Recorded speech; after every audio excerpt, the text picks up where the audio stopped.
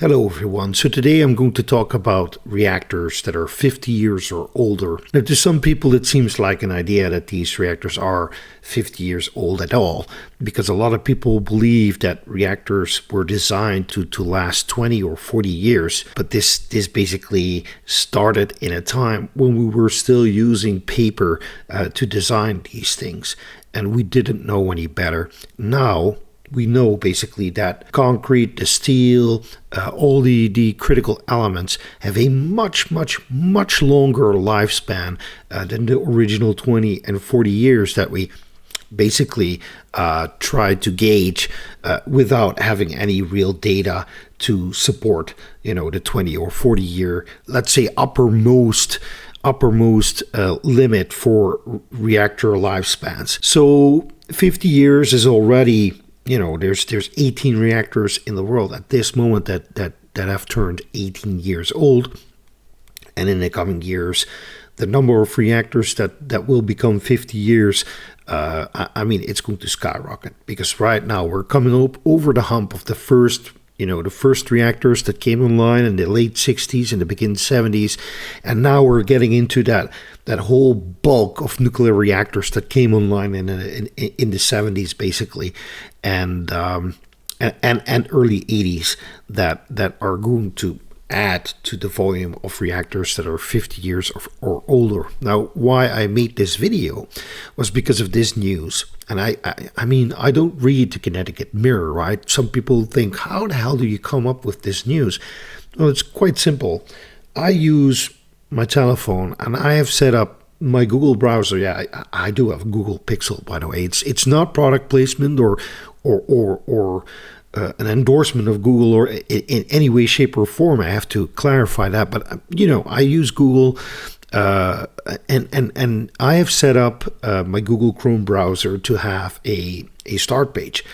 And this start page basically gives me all the news, from subjects that I have selected. And one of the subjects that I have selected is nuclear. The other one is sports. And the other one is geopolitical stuff. So that I can, I want to stay in touch with what is going on in the world. And that's the way, how I consume my news. So this was one of the news items that Google showed me. And it says the Millstone reactor marks half a century. Take a look inside. Now, it's a pretty interesting article. Now, I've made a map because that's the thing that I do on this channel. I really like to make maps because it gives you insights in where all of this is happening in the world. Now, there's 18 nuclear power plants that are older than 50 years, and I've put yellow place markers over these reactors. As you can see, there's 3 reactors. 2 power plants, 3 reactors in Europe, Borssele and Besnau. There's one in Argentina, down here. Interesting site because there's 3 reactors there. One has been shut down, one is still operational, and one is under construction, and the construction was halted. At this moment they have a weird government in Argentina, and the United States just had to bail them out with $20 billion. And it stands to reason that the construction project in Argentina has been halted. I will show you this later on in this video. But right now I want to go to the United States because that's basically where all of this interesting nuclear stuff basically came to fruition. So Millstone is over here. You see a great place marker, but that's because I added Millstone one at the last moment. Now, Millstone is a pretty interesting site because it's atypical. And why is it atypical? So you see over here a pressurized water reactor. Then over here you see a square building, which usually implies that there is a boiling water reactor inside, but it is a pressurized water reactor. At least that's what I've been trying to figure this out for hours and hours and hours, and I can't wrap my head around it. Maybe it's me. Maybe it's the state that I'm in currently. I can't figure it out. And then over here, this gray place marker, which you can't really see that well. That's a boiling water reactor. This is the first unit that came online, and it is now in safe store, which is basically a state in which it's dormant. There's no longer any power production there, and you know, the spent nuclear fuel is probably moved towards dry fuel casks, and the only thing that is happening there is just some small maintenance stuff, ensuring that basically that the building doesn't fall, doesn't start crumbling down. Well, I mean, you and I both know that these are very robust buildings, and they don't just crumble down. So that's it. So this over here is a pressurized water reactor. I didn't know that. I still can't wrap my head around it, that this is a pressurized water reactor. But as you can see here, this is Millstone 2. And it's a little bit hard. I mean, in one publication, I can see that it started commercial operation in December, which means that we need to wait another 2 months until we can celebrate 50 years. And in other publications, I see that it was the 9th of October. So in any case, I mean, it's nearing 50 years. It's either just became 50 years or it's going to become 50 years in 2 months. It doesn't really matter that much for the video. So this one over here, a 50-year-old pressurized water reactor, and this one over here, this one came online in 1986, that fateful year when Chernobyl happened. So everyone can guess that, you know, this plant got a lot of heat during those days. A lot of protests, people trying to get it shut down. And I believe that it was shut down somewhere in 1995 or something like that. In any case, I mean, it's a reactor complex, a power plant that has a storied history. There were some accidents here, small ones, you know, incidents, not really accidents, but I mean, it's interesting. I always think that, you know, it's interesting lore about these reactors, interesting stories. I bet you that if we could find somebody who works here and who has been there since the late 90s or the early 2000s, that they have a ton of interesting stories to tell about this plant. And that's what I really, really like. Now, the interesting bit is, look at where it is situated. It's situated at this arm that basically juts into the sea over here. It's not far away from New London, and over here New Haven, and over here you have Providence, right?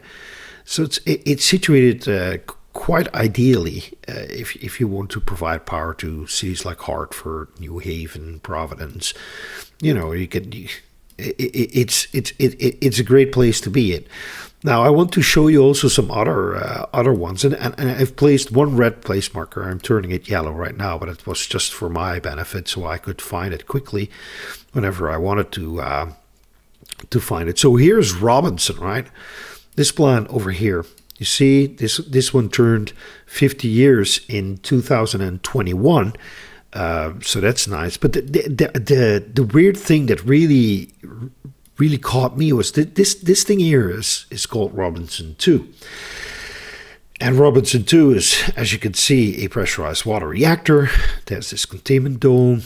And this is interesting. So the turbine building, the generator building, right? It's basically worked open, which is something that I believe that you can almost only see in the United States. I don't believe that there are many other countries where they have open turbine buildings.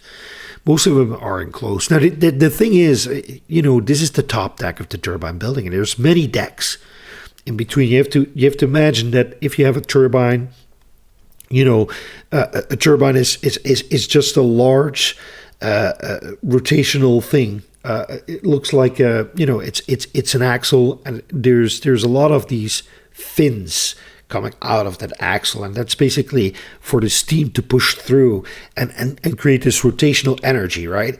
And these things are pretty big. I mean, they're as big as a house usually, these turbines, just the turbines alone. And then so what you get is you get this tall structure. And in the top is this turbine. and then the steam comes down underneath the turbine, and then it goes for, if it's the first turbine, it has multiple turbines. What it does is basically then it goes up and back into the next turbine and into the next turbine, depending on whether it has three. I believe that this one has three. This one is the first, this one here is the second, and this one here is the third. It's a very small one at the end. No, that's not possible.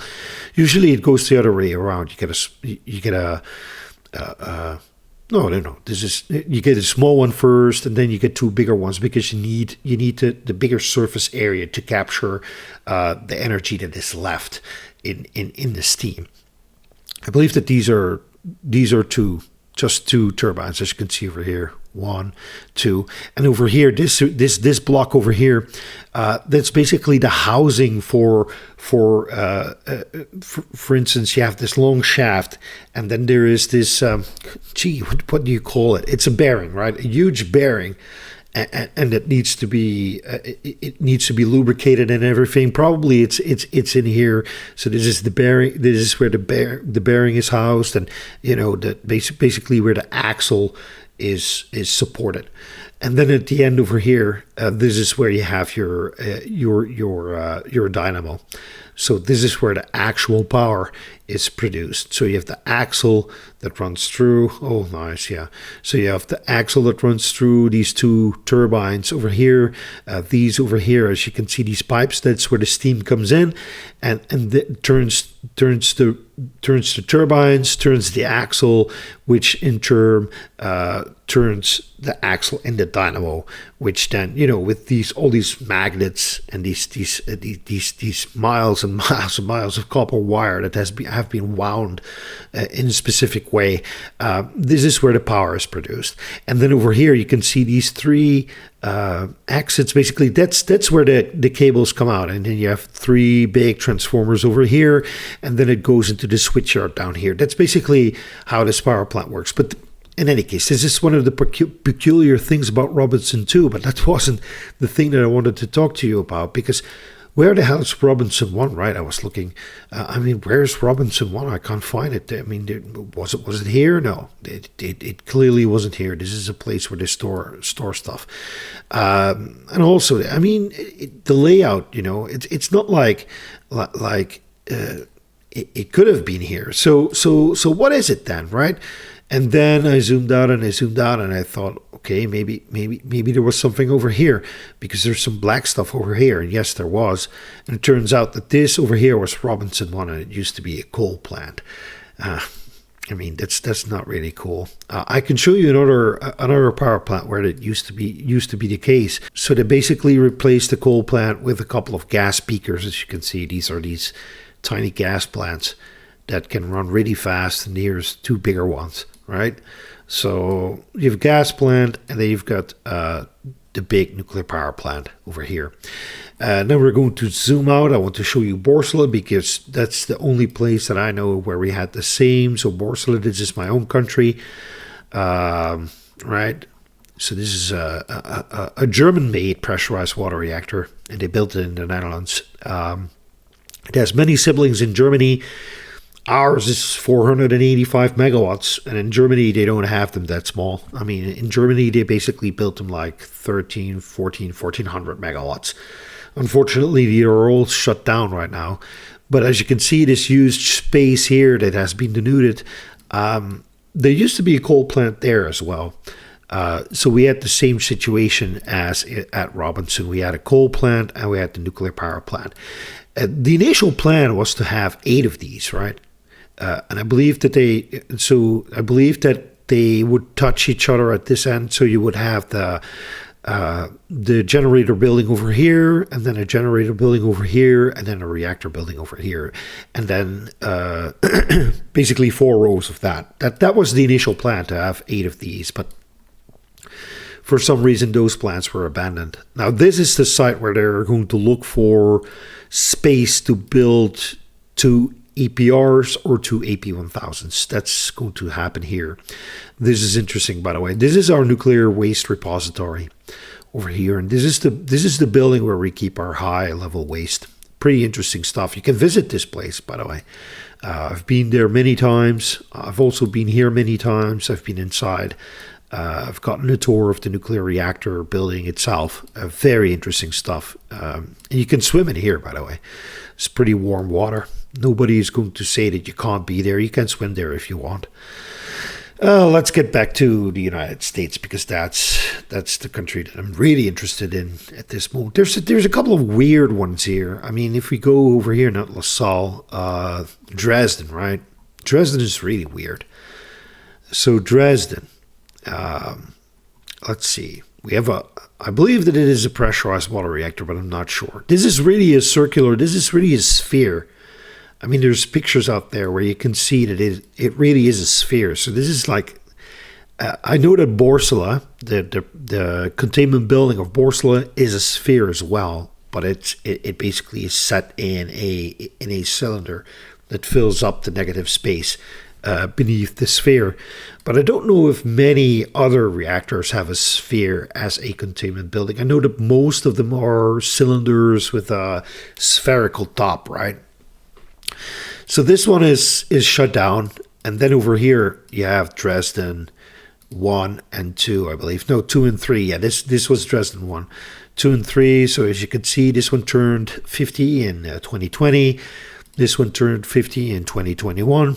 Also interesting over here, you can see the spent nuclear fuel casks. So this is where they keep the spent nuclear fuel. It's funny that they have these forklifts parked in front of it. I mean, it's not like you can take a forklift and get your spent nuclear fuel and run away with it, but I don't know. They probably needed to do some stuff there.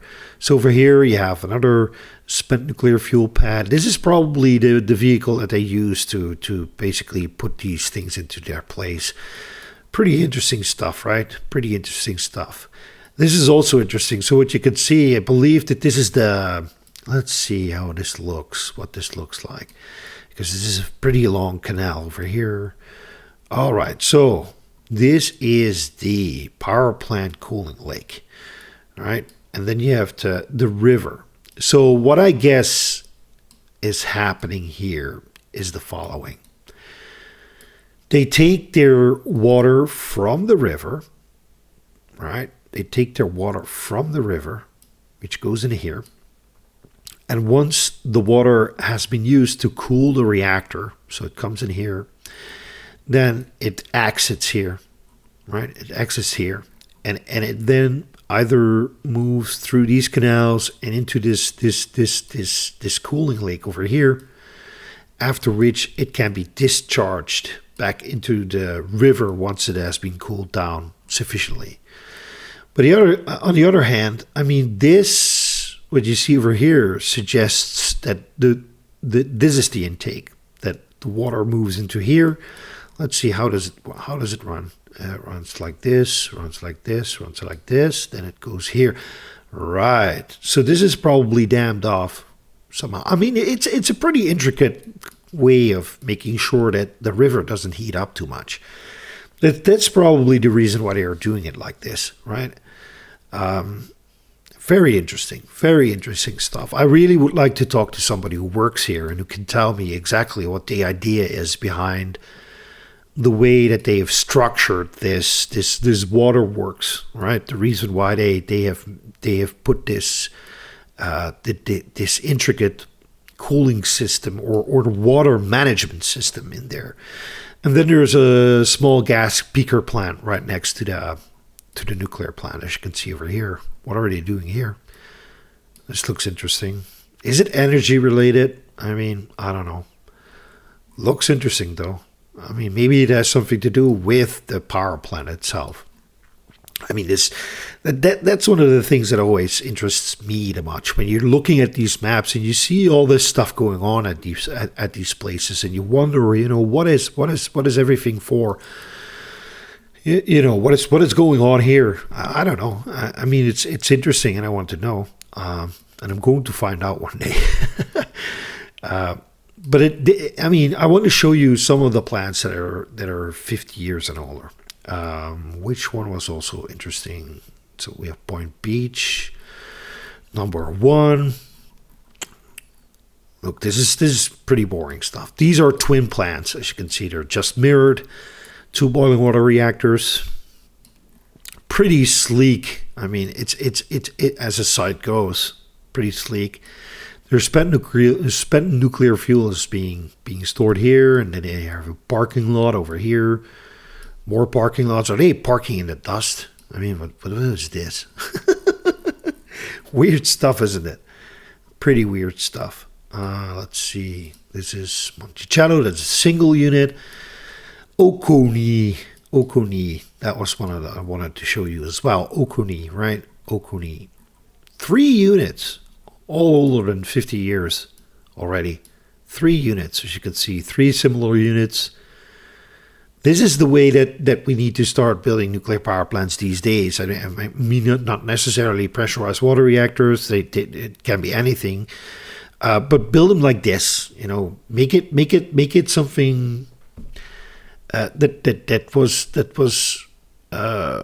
designed to be not necessarily modular, but scalable. You know, that you can easily replicate. That's what I say. And I mean, 50 years ago we were already doing this. We were doing the stuff that you could see in Dresden, and we were doing the stuff that you could see at Millstone, where you have like 3 totally different nuclear reactors and ancillary buildings, and where you get this jumble of different stuff. But we're also doing this, 50 years ago. So it's possible. If it was possible then, it should be possible now. By the way, look at the sheer volume of cooling water that is available to this reactor. But there is a but. I don't know if I've ever told you this. The people who follow this channel, they know this. If you see these jaggedy lines, you see those jaggedy lines? That's an indication that this is not a natural body of water. So what you need to do is you need to follow the jaggedy lines up until a point where it stops. And it stops over here. What you see is that there's a big dam over here. There's a big dam. You see two huge switch yards over here. And then over here, this is where they house the generators. So here is where the power is produced. So it's a power producing dam. And the interesting part is, and this is very interesting, because this is a dam. As you can see, there's, again, jaggedy lines everywhere. Jaggedy lines, jaggedy lines, jaggedy lines. But there's not another dam on the north end here. So this is the first dam, right? And the reason why we can tell this is because here are the inlets, the penstocks. So the water drops into these penstocks, then goes through a pipe into a turbine here, and then the turbine turns very hard. And same thing with the nuclear power plants with the generators and everything. There's a dynamo, there's an axle, there's a dynamo, and then at the end, you start producing electricity when you add this rotational energy. So here you're basically using gravity, and you're turning gravity into kinetic energy, then into rotational energy. Rotational energy gets turned into electricity.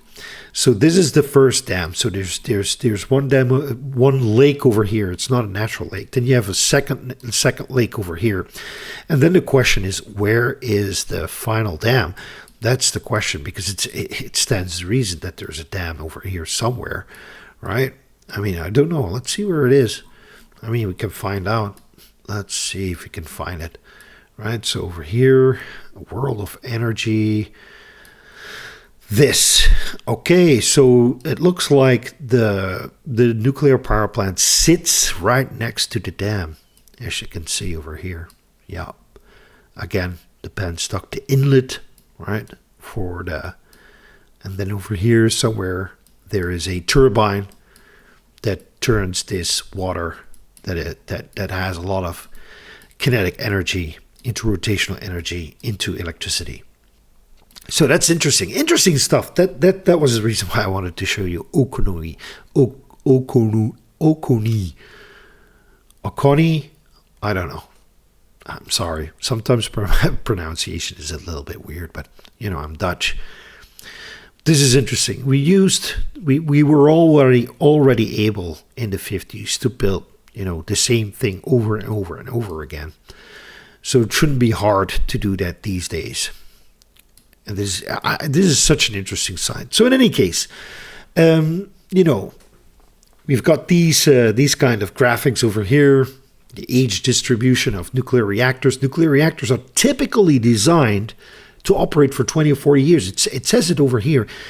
And I'm like, this is from March 2020, 2023. This simply isn't true. They aren't typically designed to operate for 20 or 40 years. That was just one of the things that we used to say because we didn't know any better. Back then we didn't know how old these things were because there were no precedents for it. Well, the word precedents, I mean, there's a lot of old stuff in the world, dams and buildings that are very, very, very old. Hundreds of years, maybe even thousands of years. The pyramids are thousands of years old. So there's precedents in the world for stuff that can get old. It's a matter of how you build it, how robust it is, what kind of materials you use, how well you look after it. That's the whole thing. And right now, when you look at what the design age, the minimal design age for contemporary reactors is 6 years. And an AP1000, once it rolls off the factory line and it gets assembled at a site, built, constructed. They say our operational design life is at least 60 years. 6 years. So who knows? Maybe even nuclear power reactors can become 100 years old. We don't know. Oh, by the way, this is one of those cursed things that I also wanted to show you because this is pretty interesting. Let's go back to Millstone, right? So I asked ChatGPT, can you please take a snapshot of the Millstone power plant and then impose, the unit numbers on them? This is what it. So take a good look. This is Millstone as you see it here right now, right? This is what ChatGPT gave me. It's rather cursed, isn't it? I mean, they aren't even the same thing. So it made up a road over here with a squiggly line, and I mean, yeah, this doesn't exist, guys. This is not real. Here's some interesting information about the Millstone power station. It's on the Dominion website. Especially these things are interesting to me. 4,000 people. I mean, it's not 4,000 people that are working there, but it supports 4,000 jobs. So it's a couple of thousand on the site itself, and then it's a couple of thousand off-site. These are interesting things. I will leave the link down below so you can so you can view this stuff for yourself and go to the IAEA PRIS database. This is where you can find all this information. You can ask ChatGPT, but as you can see, ChatGPT, it's not a fail-safe. You really need to fact check ChatGPT whenever it gives you information, because 9 times out of 10, you really need to fix the stuff that it gave you, because it simply isn't what it is supposed to be. So there you have it. 18 reactors, 18 power plants in the world that are 50 years old or older, and a lot more are coming. Links are in the description down below. Thank you all very much for watching this video. If you're still here, you're a champion. We're in this thing for 30 minutes now. One thing that I would like to ask you is, if you want to support me, make these kind of videos, if you want to see more of this, please consider going to Patreon and become a paying member. In any case, thank you all for watching, and may the strong force be with you. Bye-bye.